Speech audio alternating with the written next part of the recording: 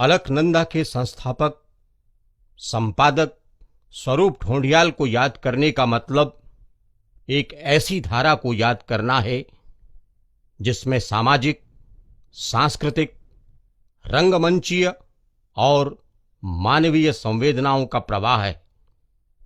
स्वरूप जी का समाज के साथ वैसा ही संबंध था जैसा हिमालय के साथ अलकनंदा का। दोनों एक दूसरे के पूरक। एक निर्माण करता है, दूसरा उसकी जनपक्षीय धारा बनकर मानवता के कल्याण के लिए निकलती है। जब हम अलकनंदा या उस जैसी नदी की कल्पना करते हैं तो हमारे मन में एक बात होती है सोच के व्यापक फलक की। उसी तरह जिस तरह हिमालय जितना ऊंचा होता है उतना ही गहरा भी। उसमें आत्मसात करने की शक्ति है, संघर्षों से आगे बढ़ने की जिजीविषा और संकल्प भी। उसकी दृष्टि व्यापक है, सरोकार जनपक्षीय, छोटा बड़ा कुछ नहीं, अंदर बाहर का तो सवाल ही नहीं, तेरा मेरा तो छू भी नहीं सकता। जिस तरफ निकले अपने ही मिले, चेहरे पर दृढ़ मुस्कान। अडिग हौसले हम हिमालय से पाते हैं, उसकी धाराओं में पाते हैं फैलाव का दर्शन। हिमालय की अवधारणा को आत्मसात कर विचार की अलकनंदा प्रवाहित करने वाले व्यक्ति का नाम था स्वरूप ढोंडियाल, असली हिमालय पुत्र। उनको याद करने का मतलब है उत्तराखंड की सामाजिक और साहित्यिक यात्रा के एक युग को याद करना। स्वरूप ढोंडियाल 60 के दशक में कहानी आंदोलन के दौर के उन रचनाकारों में से हैं जिनका साहित्यिक क्षेत्र में महत्वपूर्ण योगदान है।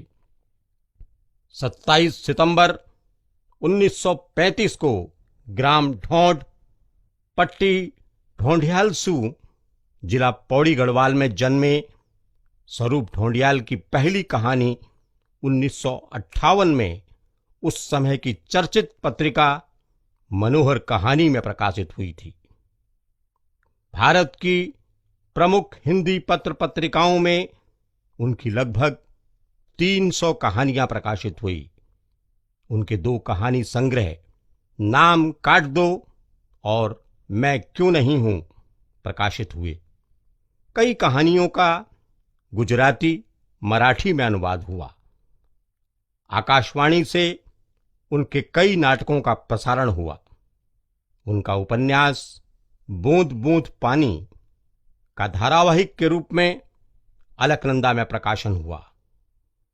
उनके 2 उपन्यास छूटा हुआ किनारा और लौटा हुआ सिद्धार्थ प्रकाशनाधीन हैं।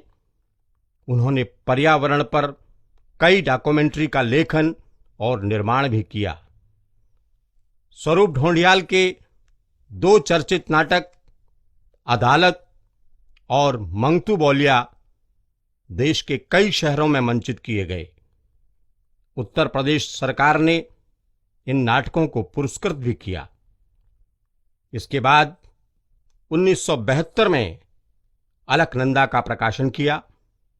इस पत्रिका ने कई नवोदित लेखकों को मंच प्रदान किया। उन्होंने 1986 तक भारत सरकार की नौकरी की।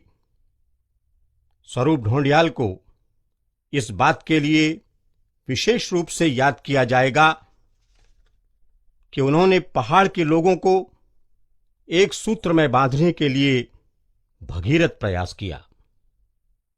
एक समय में जब संचार के साधन नहीं थे, उन्होंने घर घर जाकर पहाड़ के लोगों के बारे में जानकारी ली और दिल्ली एक मिनी उत्तराखंड नाम से 4 खंडों में निर्देशिका निकाली।